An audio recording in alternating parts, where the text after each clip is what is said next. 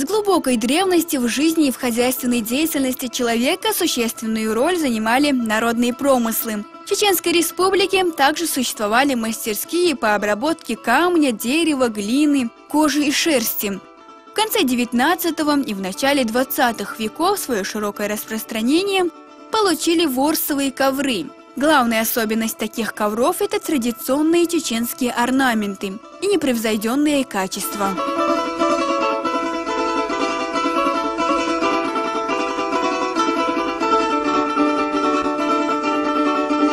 В Чеченской Республике сегодня существует достаточная база для производства национальных ковров. Наиболее часто мастера по изготовлению ворсовых изделий встречаются в отдаленных селах нашего региона.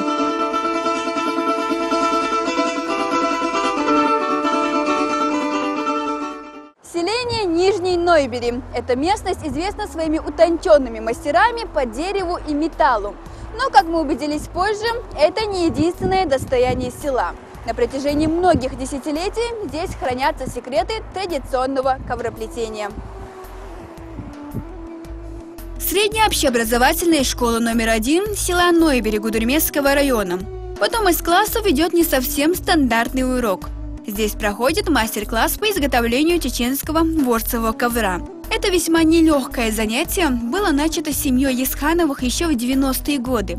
Нурсет за это время обучила ковроплетению не один десяток человек.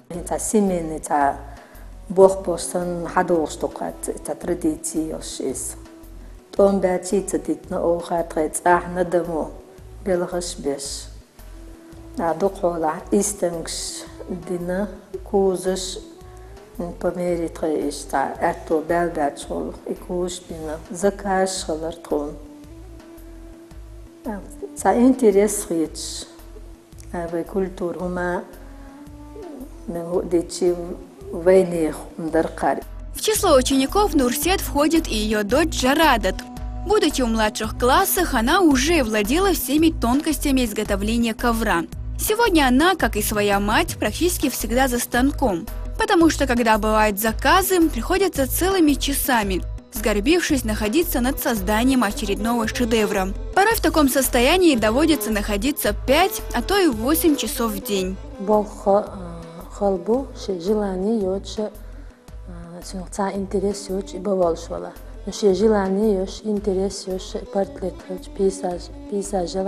Дела харсон ел там бама интересно дуар ачи и халбат. Но хан еш болбу из хан еш болбу. Та из болха угол халнига из кузда партлетлерду. Партлета баги мари моссама шеши битлам лари деши аларцайчи эт сурт амадар адми уже квит хорошо. А пейзажа джиматою эт партлетела. На изготовление одного ворсового ковра тратится порядка от 2 до 3 месяцев. Изделия в готовом виде составляют 1 на 2, 2 на 3 метра, а иногда и 5 метров в длину. Представьте, каким мастерством, какой усидчивостью и терпением должны обладать женщины, которые изо дня в день работают, как говорится, не разгибая спин. Вводить каждую петельку, каждую строчку. Здесь нет права на ошибку, иначе всю работу придется начинать заново. Самый главный курс, петля якорда. Вот видишь, да? Каждая петля урсу якши. Так вот. Петля шухоко. Тахары петля шяхчудеха, а строчка бяхчудеха. Каталкитини, хоша он халита, куз плотный халита, низ ровный халита, хоконтинош добивать кадишь. Это ахар каталкитюхчудеха, хар тукортини, хар сона еши, хош стрижкаин цатерни соеши.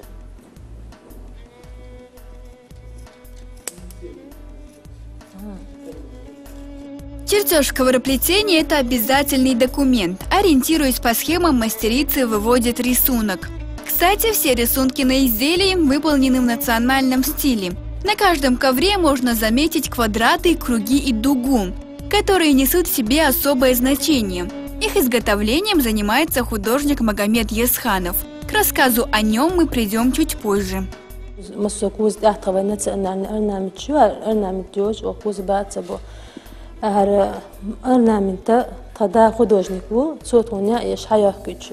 Мосо орнаменты ше пейзаж гон хайоши орнаменты смысл хар орнаменты ишт фор кузан да хондон элчи арвен традиционный хумдолдера вайнех сундеро кохар.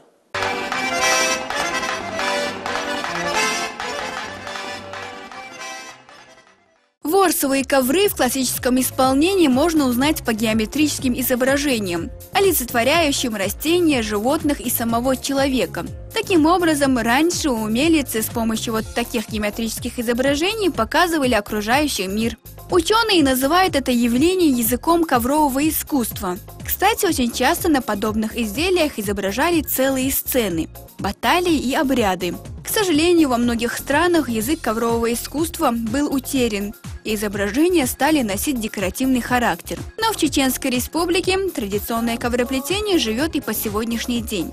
Всегда все ворсовые ковры имели одинаковую композиционную структуру – центральное поле и бордюр. Изделия различались по орнаменту композиции на 3 вида.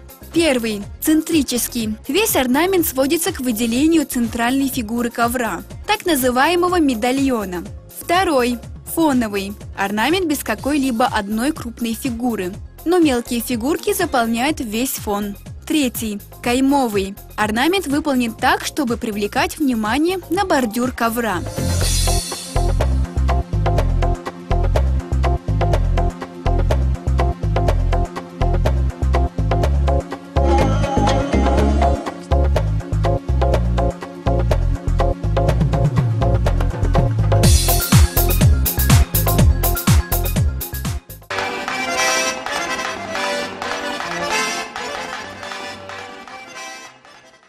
Изготавливая национальный ворсовый ковер, женщины запасаются огромным количеством ниток самых разных цветов. Материал в обязательном порядке должен быть шерстяным и качественным.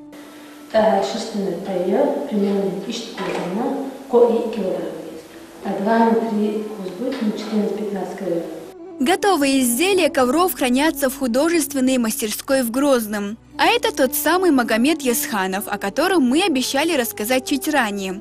Он художник и основатель этого музея ценностей.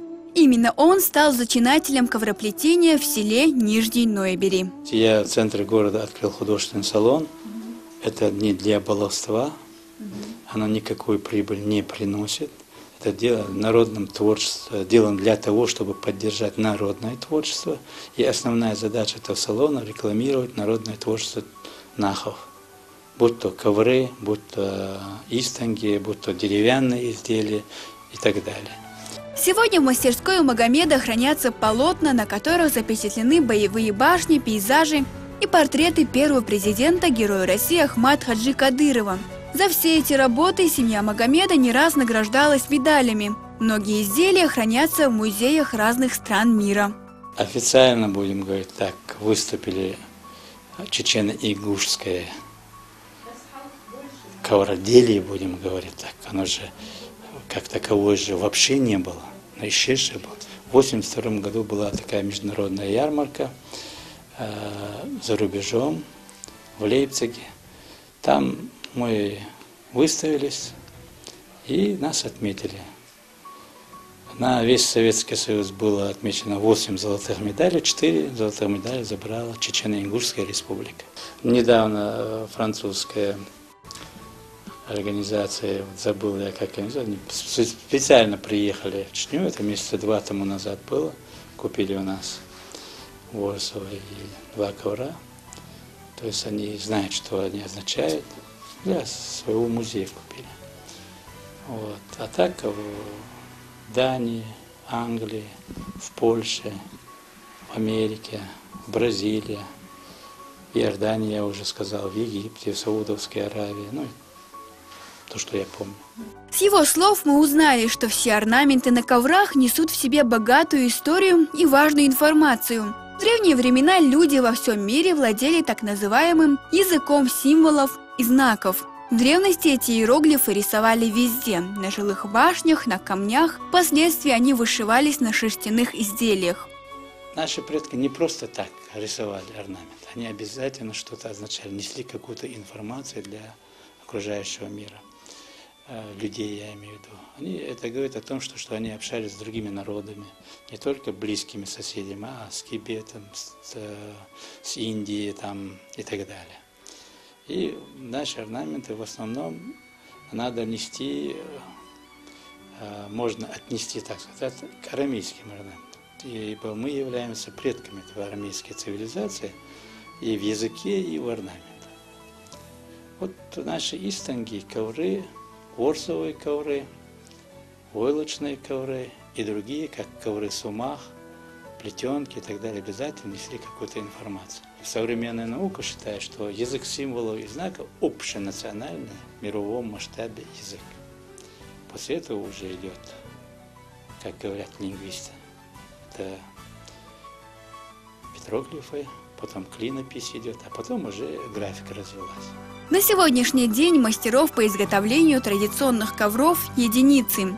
Это утонченное искусство ручного плетения в наши дни считается исчезающим. Но, к счастью, семья Есхановых является хранителем этого старинного ремесла. Благодаря желанию и любви к своей культуре они смогли развить ковроделие и передать свои профессиональные навыки будущему поколению.